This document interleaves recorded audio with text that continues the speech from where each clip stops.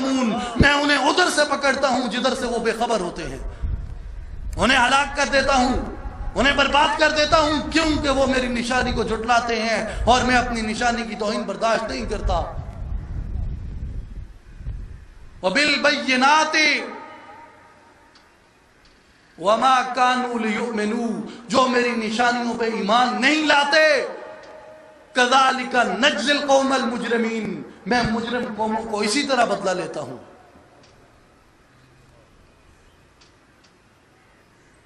ہم نے کس عہد کے اوپر یہ پاکستان حاصل کیا؟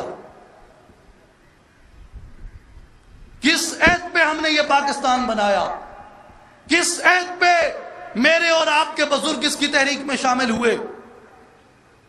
وہ عہد علامہ کا وہ نعرہ تھا کہ جسے زبور عجم میں بیان کرتے ہیں، این نکتہ کشائندہ اسرار نہان است، ادھر آ میں تجھے ایک نکتہ بتا دوں جو ایک بہت بڑے چھپے ہوئے راز کی نشاندہی کرتا ہے۔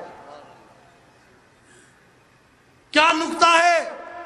کہا ملک است تن خاکی و دین روح روان است، کہ جو سلطنت ہے، جو ملک ہے، یہ خاکی وجود کی مانند ہے۔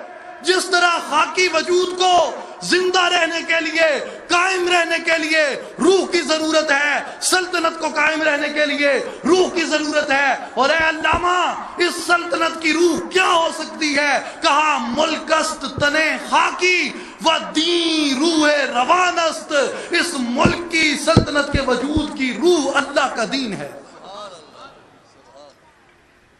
تن زندہ و جان زندہ، ز ربط تن و جان است، تن کی بقا، بدن کی بقا روح سے ربط پہ مشروط ہے، اور روح کا دوام وہ بدن سے ربط پہ مشروط ہے۔ روح کو بدن سے علیحدہ کر دو، بدن کو روح سے علیحدہ کر دو، وہ بدن میت کہلاتا ہے، وہ بدن زیر خاک ہو جاتا ہے، اس بدن کو زمین میں دفنا دیا جاتا ہے۔ اور جب ہم نے اس ملک سے، اس سلطنت سے یہ بدعہدی کی کہ اس کے نظریے کی نگہبانی چھوڑ دی اور وہ درہ چھوڑ دیا جس درے پہ ہمیں بطور قوم معمور کیا گیا تھا، اللہ کے دین کے اس نظریے کے اس درے پہ، کہ جہاں ہمیں ٹھہرنا تھا، جہاں ہمیں پہرا دینا تھا، لیکن ہم نے وہ پہرا نہ دیا، ہم نے اس نظریے کو چھوڑ دیا۔ اور اس کے بعد پہلے ہم نے یہاں پہ کمیونزم لانے کی کوشش کی، پھر سوشلزم لانے کی کوشش کی، پھر سیکولرزم لانے کی کوشش کر رہے ہیں۔ یاد رکھیں، یاد رکھیں، آزما لیں اس بات کو، آزمائی ہوئی بات ہے۔ تاریخ اس بات کی گواہی دیتی ہے کہ اس نظریے سے جب ہم ہٹے، ہمارا ایک حصہ کٹ کے علیحدہ ہو گیا، ہمارے ایک حصے میں بغاوت شروع ہو گئی۔ کیوں؟ ہم نے انہیں کس نعرے پہ اکٹھا کیا تھا؟ ہم نے انہیں کس نعرے پہ اپنے ساتھ بلایا تھا؟ جب پاکستان کی تحریک چلی، آپ کے اور میرے بزرگوں کا نعرہ کیا تھا؟ ہم کیوں یہ پاکستان لے رہے ہیں؟ پاکستان کا مطلب کیا؟ پاکستان کا مطلب کیا؟ پاکستان کا مطلب کیا؟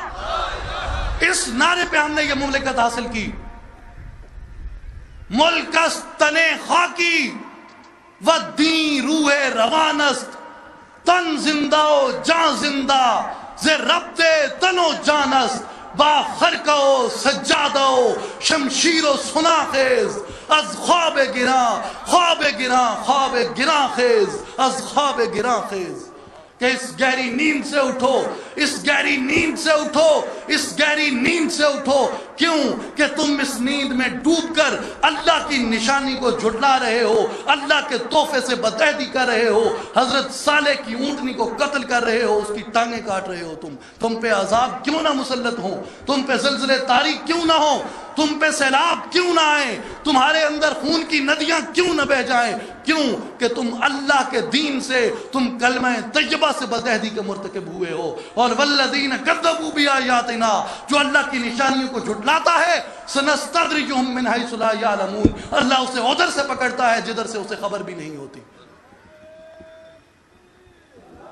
اور سن لیں دیکھیں، اسی سرزمین کی تاریخ ہے۔ میرے بہت سے بزرگ، میرے سینئرز یہاں پہ تشریف فرما ہیں، پٹھانوں کا اور پنجابیوں کا جھگڑا یہ 6 دہائیوں سے نہیں، اس کی تاریخ 6 صدیوں سے بھی زیادہ ہے۔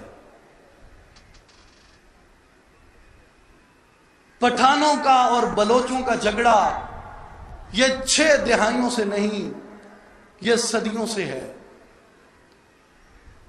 بلوچ کی اور سندھی کی جنگ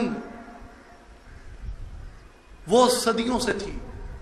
سندھی اور پنجابی کا معاملہ وہ کئی صدیوں سے تھا، وہ ان 6 دہائیوں کی پیداوار نہیں۔ یہ قبائل ہمیشہ سے متحارب اور متصادم رہے اور ایک دوسرے کو فتح کرتے رہے۔ بنگالی ان کا کوئی رشتہ ادھر نہ تھا، ہمارا کوئی رشتہ ادھر نہ تھا، کوئی زمینی رابطہ نہیں۔ ہم کس چیز کے اوپر اکٹھے ہوئے اور وہ ہم سے کٹ کے الگ کیوں ہوئے؟ ہم اکٹھے ہوئے، پاکستان کا مطلب کیا؟ لا الہ الا اللہ۔ اور دوسرا جو ہمارا نعرہ تھا کہ تیرا میرا رشتہ کیا، تیرا میرا رشتہ کیا، تیرا میرا رشتہ کیا، تیرا میرا رشتہ کیا، لا الہ الا اللہ۔ اس لا الہ الا اللہ محمد الرسول اللہ پہ ہم اکٹھے ہوئے، اور ہم اکٹھے ہوئے، ہماری اولین قیادت جب اس دنیا سے چلی جاتی ہے، اس کے بعد یہاں پہ جو لوگ آئے انہوں نے اس نظریے سے پاسداری نہ کی، اور جب انہوں نے اس نظریے سے وفاداری نہ کی، ہمارے وہی بنگالی ہم سے کٹ گئے، ہمارے وہی بلوچ بھائی انہوں نے بغاوت بپا کر دی۔ کیوں؟ وہ آپ کے ساتھ سیکولرزم کی بنیاد پہ اکٹھے نہیں ہوئے تھے، وہ آپ کے ساتھ سوشلزم کے نعرے پہ اکٹھے نہیں ہوئے تھے، وہ آپ کے ساتھ کلمہ طیبہ پہ اکٹھے ہوئے تھے۔ اور یہ بات ذہنوں میں بٹھا لیں کہ آج آپ احد کا واقعہ ریپیٹ کر رہے ہیں۔ ہم نے غزوہ احد کی تاریخ دوبارہ دہرا دی۔ کیسے؟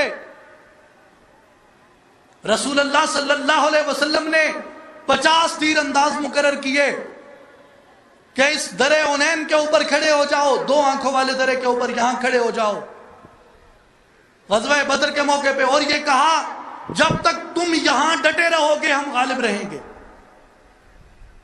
جب مسلمان جنگ جیت جاتے ہیں، کفار کا لشکر پسپا ہوتا ہے،